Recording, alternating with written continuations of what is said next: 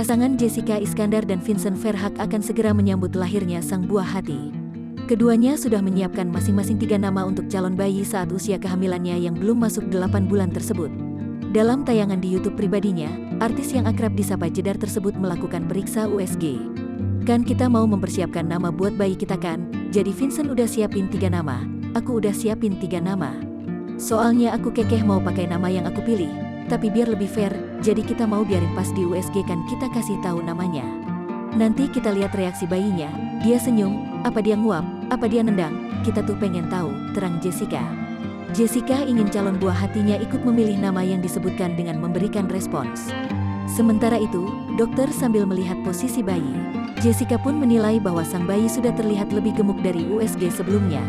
Udah mulai gemukan ya dok bayinya, kemarin tuh waktu USG awal soalnya tirus banget, dok.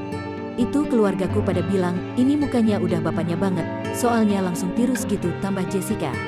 Setelah posisi sang bayi menghadap depan, Jessica dan Vincent secara bergantian menyebutkan nama pilihan mereka.